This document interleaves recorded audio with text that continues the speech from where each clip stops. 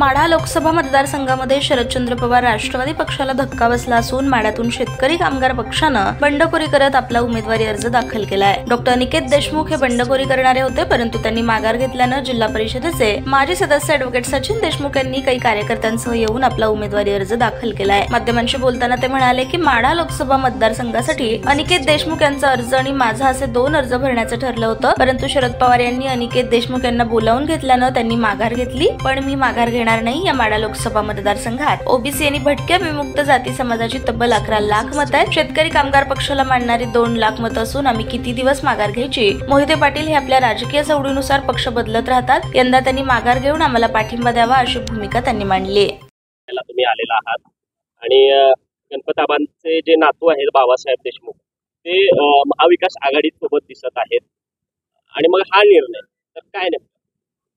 कालपर्यंत डॉक्टर अनिकेत देशमुख यांचा अर्ज भरण्याचं फायनल होतं।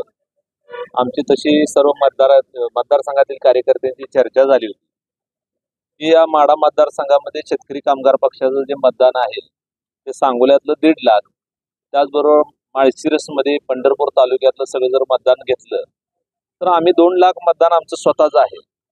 आणि अशी परिस्थिती असताना एकनिष्ठपणे शेतकरी कामगार पक्ष गेली सातत्यानं पवार साहेबांबरोबर महाविकास आघाडीबरोबर राहिलेला आहे। आजपर्यंत आम्ही नेहमीच त्यांच्याबरोबर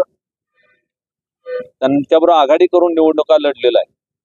काय गेल्या विधानसभा निवडणुकीमध्ये आणि 95च्या निवडणुकीमध्ये आबासाहेब असताना सुद्धा राष्ट्रवादी काँग्रेस पक्षानं आमचा घात केलेला होता, हे सगळ्यांनाच माहीत आहे। आणि अशा परिस्थितीमध्ये आजची ही माढ्याची निवडणूक होत आहे। आम्हाला खात्री होती की माढ्यामध्ये ओबीसी समाजाचं मतदान जे आहे ते 11 लाख मतदान आहे आणि या 11 लाख मतदान असताना धनगर समाज, ओबीसी समाज, सर्व 12 बलुतेदार, मागासवर्गीय समाज हा सर्व महाविकास आघाडी बरोबर येईल अशी खात्री होती। आणि डॉक्टर अनिकेत देशमुखांच्या रूपाने एक चांगला चेहरा आणि चांगला एक डॉक्टर आपल्याला मिळाला असता, परंतु त्यांची फसवणूक केली।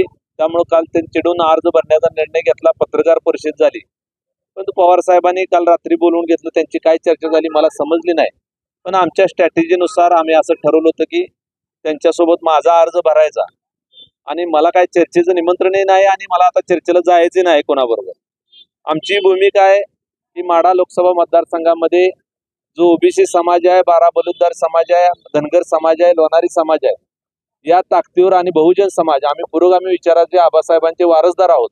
मी त्यांच्या कुटुंबातला सदस्य आहे। मी जिल्हा परिषद सदस्य म्हणून काम केले, डीपीटीचे सदस्य म्हणून या सोलापूर जिल्हा परिषदेमध्ये काम केले। ताज्या बातम्या पाहण्यासाठी प्राईम महाराष्ट्र न्यूज चॅनलला सबस्क्राईब करा।